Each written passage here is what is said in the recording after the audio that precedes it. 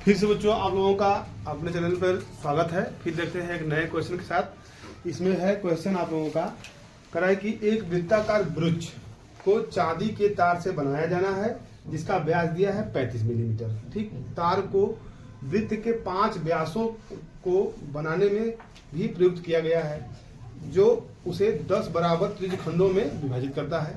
फिर कह रहा है कि इसमें 2 क्वेश्चन दे रहा है बच्चों। ये क्वेश्चन हम लिख चुके हैं यहाँ पे हैं और फिगर बना चुके हैं, सवाल लगा चुके हैं। हम आपको समझा देंगे, अच्छे से समझ लीजिएगा। नहीं समझ में आएगा तो कम से कम 1, 2 बार 3 बार देखेंगे तो पूरा समझ में आएगा। कह रहा है कि कुल वांछित चांदी की तार की लंबाई पूछा हुआ है। मतलब कि देखिए एक तार यहाँ यूज किया गया है, ये हो गया, और ये तो 5 आपका क्या बनाया गया है, व्यास बनाया गया है इसी चांदी के तार से।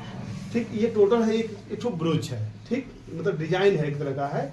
तो इस पूरे तार की लंबाई पूछा हुआ है, पहला कंडीशन। दूसरा कंडीशन पूछा हुआ है बच्चों कि ब्रोच के प्रत्येक त्रिज्यखंड का क्षेत्रफल। मतलब देखिए ये भी त्रिज्यखंड है, ये त्रिज्यखंड है, ये त्रिज्यखंड है, मतलब 10 ठो त्रिज्यखंड बनाया गया है। तो किसी एक त्रिज्यखंड का क्षेत्रफल पूछा गया आपसे है। तो पहले हम बताते हैं आप लोगों को है कि ब्रोच के कुल वांछित चांदी के तार की लंबाई। ठीक है, आइए देखते हैं। लिखना बंद कीजिए, आप लोग सब लोग समझिए पहले। तो वांछित चांदी के तार की लंबाई मतलब ये एक पूरा वृत्त बना नहीं बना है। तो ये वृत्त का क्या है, यह परिधि है।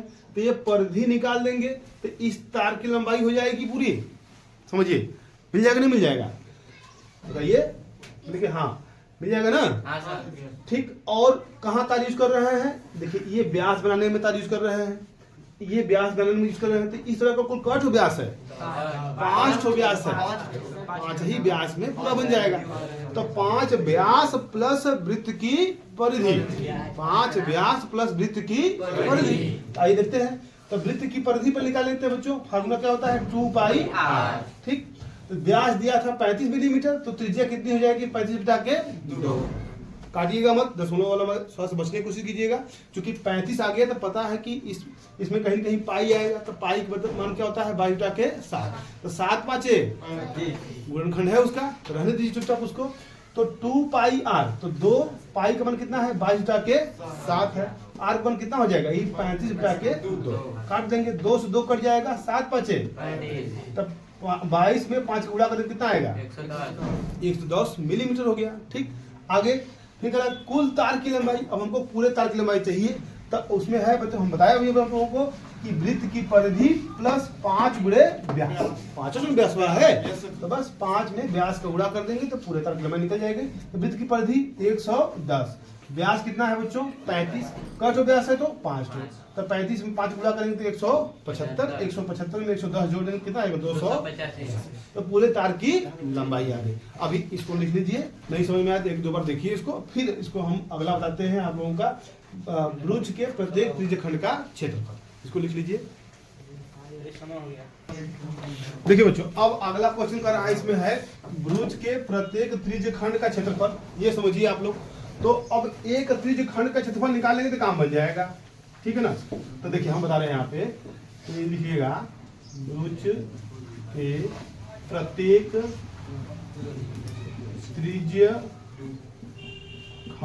का क्षेत्रफल। तो बच्चों फार्मूला वही लगेगा, थीटा बटा के 360 गुणे पाई आर का स्क्वायर। तो थीटा का मान क्या होगा, कोई बताए हमको, थीटा का मान बताइए।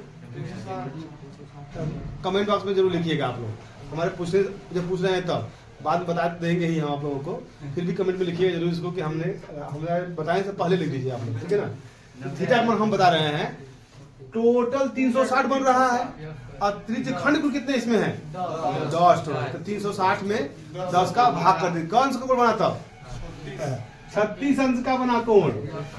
और नीचे कितना रहेगा, 360 गुणे 22 बटा के 7 और गुणे में आर का मान कितना रहेगा बच्चों, यही आर का मान रहेगा 35 बटा के 2 और 35 बटा के 2, क्योंकि आर का स्क्वायर है।